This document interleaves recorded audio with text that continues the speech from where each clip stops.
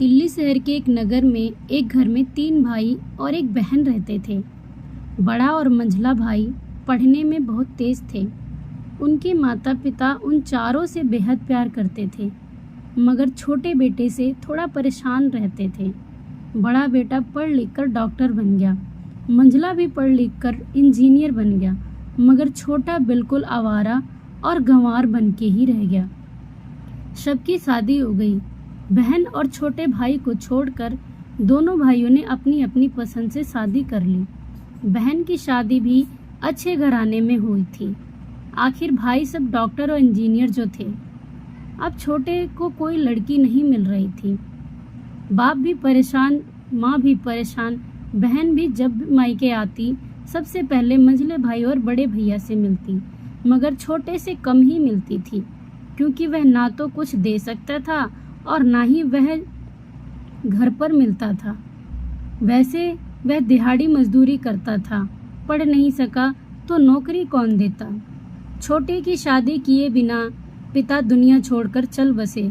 माँ ने सोचा कहीं अब बंटवारे की बात न निकले, इसलिए अपने ही गांव से एक सीधी साधी लड़की से छोटे की शादी करवा दी। शादी होते ही न जाने क्या हुआ कि छोटे बड़े लगन से काम करने लगा। दोस्तों ने कहा, ओ राजू आज अड्डे पे आना। राजू ने कहा, आज नहीं। फिर कभी दोस्त ने कहा, अरे तू शादी के बाद तो जैसे बीवी का गुलाम हो गया। इस पर राजू ने कहा, अरे ऐसी बात नहीं है, कल मैं अकेला पेट था तो अपनी हिस्से की रोटी कमा लेता था। अब 2 पेट हैं, आज और कल और होगा। घरवाले नालायक कहते हैं मेरे लिए चलता है, मगर मेरी बीवी मुझे कभी नालायक कहे तो मेरी मर्दानगी पर एक भद्दा गाली है, क्योंकि एक पत्नी के लिए उसका पति, उसका घमंड, इज्जत और उम्मीद होता है। उसके घर वाले ने भी तो मुझ पर भरोसा करके ही तो अपनी बेटी दी होगी, फिर उनका भरोसा कैसे तोड़ सकता हूँ। कॉलेज में नौकरी की डिग्री मिलती है और ऐसे संस्कार माँ बाप से मिलते हैं।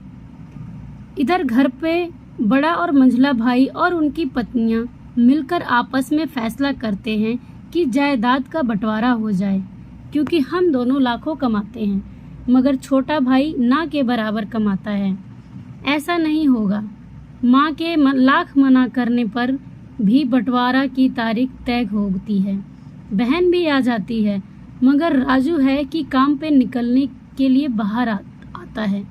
उसके दोनों भाई उसको पकड़कर भीतर लाकर बोलते हैं कि आज तो रुक जा, बंटवारा कर ही लेते हैं। वकील कहता है ऐसा नहीं होता, साइन करना पड़ता है। राजू ने कहा, तुम लोग बंटवारा करो, मेरे हिस्से में जो है दे देना, मैं शाम को आकर अपना बड़ा सा अंगूठा चिपका दूंगा पेपर पर। इस पर बहन बोली, अरे बेवकूफ, तू गवार का गवार ही रहेगा। तेरी किस्मत अच्छी है कि तुझे इतने अच्छे भाई मिले। माँ ने कहा, अरे राजू बेटा आज रुक जा। बंटवारे में कुल 20 बीघा जमीन में दोनों भाई 10-10 रख लेते हैं और राजू को पुश्तैनी घर छोड़ देते हैं। तभी राजू जोर से चिल्लाता है, अरे फिर हमारी छुटकी का हिस्सा कौन सा है। दोनों भाई हंसकर बोलते हैं, अरे मूर्ख, बंटवारा भाइयों में होता है और बहनों के हिस्से में सिर्फ उसका मायका ही है। ओह, शायद पढ़ा लिखा ना होना भी मूर्खता ही है। ठीक है, आप दोनों ऐसा करो, मेरे हिस्से की वसीयत मेरी बहन छुटकी के नाम पर कर दो। दोनों भाई चकित होकर बोलते हैं, और तू?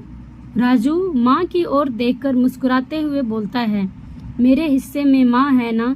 फिर अपनी बीवी की ओर देखकर बोलता है मुस्कुरा के, क्यों राधा जी, मैंने गलत कहा क्या? राधा अपनी सास से लिपट कर कहती है, इससे बड़ी वसीयत क्या होगी मेरे लिए कि मुझे माँ जैसी सासू मिली और बाप जैसा ख्याल रखने वाला पति। बस यही शब्द थे जो बंटवारे को सन्नाटा में बदल दिया। बहन दौड़कर अपने गवार भाई से गले लगकर रोते हुए कहती है, माफ कर दो भैया मुझे, क्योंकि मैं समझ न सकी आपको। राजू बोला, इस घर में तेरा भी उतना ही अधिकार है जितना हम सभी का।